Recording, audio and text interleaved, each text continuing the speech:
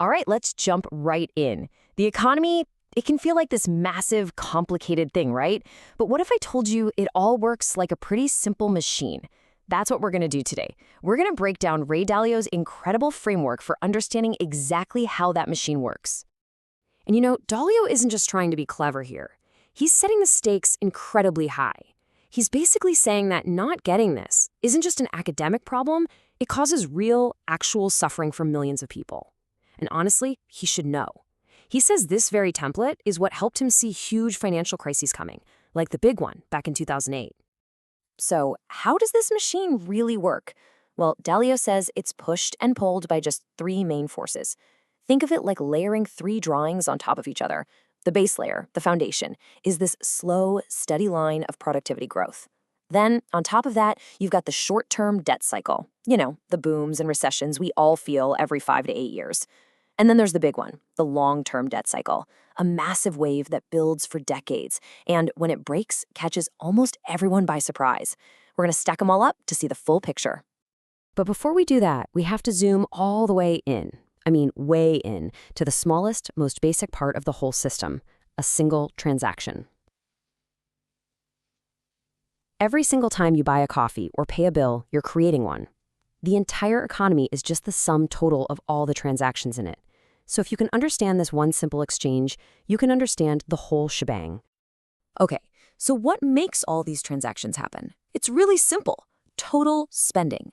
But here's the absolute key, the thing most people miss. Spending isn't just about the cash in your wallet. It's the money you have plus the credit you have access to. And that combination, that total spending, is the gas pedal for the entire economic machine. And that brings us to the real star of the show, credit. Dalio basically bangs the table on this point. He says if you're going to understand just one thing, make it credit. Why? Because it is by far the biggest, the most unpredictable, and the most misunderstood part of the whole system. If you get credit, you get the cycles. So what's the difference between money and credit? It's super simple. Money settles a deal right away. You hand over some cash for a beer, transaction's over. Done. Credit, well, credit's just a promise. It's like starting a bar tab. You get the beer now, and you promise you'll pay for it later. In that moment, you and the bartender just created credit, literally out of thin air. And why is this so much more important than money? It all comes down to the sheer scale of it. Look at this. In the US economy, there's about $3 trillion in actual physical money. But the amount of credit, it's a whopping $50 trillion. So you see, most of what we all call money isn't money at all, it's credit. And that's why its mood swings can shake the entire planet. And this is where the engine really starts to pick up speed. Just think about it for a second. Every dollar you spend is a dollar of income for someone else. And when their income goes up, they look more creditworthy to lenders, right? So they can borrow more. And what do they do with that borrowed money? They spend it, which becomes income for yet another person. It's this self-reinforcing loop that drives everything upwards for a while. Now, this pattern of borrowing and spending creates cycles. And there are two main ones you really need to know about. There's the short-term one, the one we're all familiar with. It lasts about 5 to 8 years, and it's mostly driven by the central bank messing with interest rates. Then there's the long-term cycle.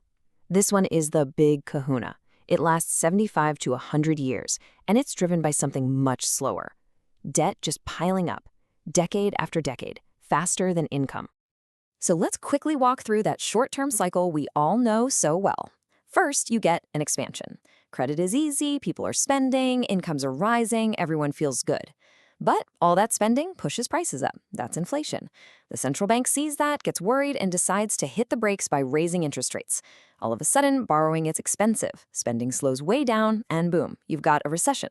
To fix it, the bank lowers rates again, and the whole dance starts all over. It's very predictable, almost mechanical. So you might be asking, if the cycle just keeps repeating, why doesn't everything just go back to zero each time?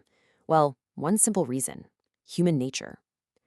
As people, we're just wired to want to borrow and spend a little more, and we're not as enthusiastic about paying debt back.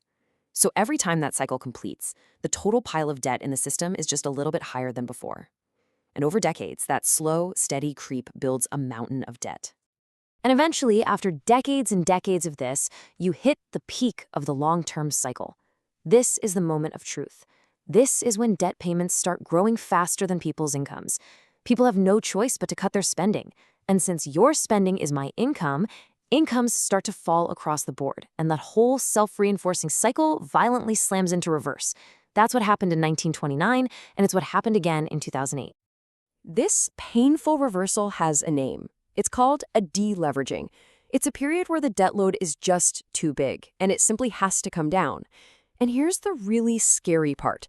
The central bank's #1 tool, lowering interest rates, is now totally useless. Why? Because interest rates are already at zero. You can't go any lower. So what can policymakers do when their go-to tool is broken? Well, there are only 4 levers left they can pull to try and bring the debt down. But here's the catch. Every single one of them is painful.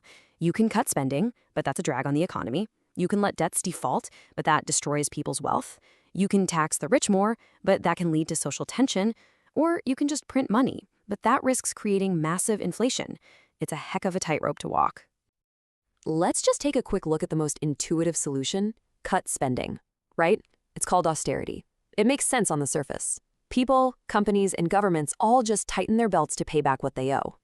But, and this is a huge but, remember that golden rule of the economy? Your spending is my income. So when everyone cuts their spending at the same time, income's absolutely cratered. And this is the trap. Incomes actually fall faster than the debts are being paid off. So the debt burden, the debt relative to income, actually gets worse. The very thing you're doing to solve the problem makes it more painful. It's a deflationary death spiral. So what's the way out? Dalio calls it a beautiful deleveraging. This is the holy grail. It's when policymakers manage to skillfully balance those painful deflationary things, like austerity, with the inflationary, stimulating measure of printing money. If they get that mix just right, debts can fall relative to income, but without completely wrecking the economy. Now, I gotta be clear, even a beautiful deleveraging is no walk in the park. It's a marathon, not a sprint. It usually takes about a decade, sometimes more, for those debt burdens to finally shrink and for the economy to really get back to normal. That's why you often hear this period called a lost decade. So, after all of that complexity, Dalio boils it all down into 3 simple, timeless rules of thumb. First, don't have debt rise faster than income, because your debt burdens will eventually crush you. Second, don't have income rise faster than productivity, because you'll eventually become uncompetitive. And third, and this is the most important one, do everything you possibly can to raise your productivity.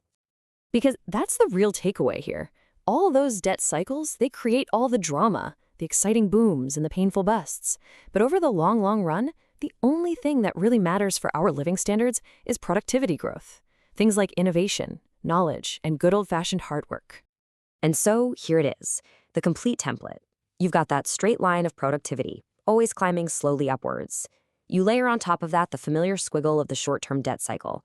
And then you layer the huge overarching wave of the long-term debt cycle over all of it. This is the map. This is Dalio's economic machine. It's a powerful way to see where we've been, figure out where we are, and get a sense of what might be coming next. So I'll just leave you with this one question. Now that you can see the machine, you understand the transactions, the crucial role of credit, and the different cycles at play, take a look around at the world today. Where in the cycle do you think we are? And what do you see happening now?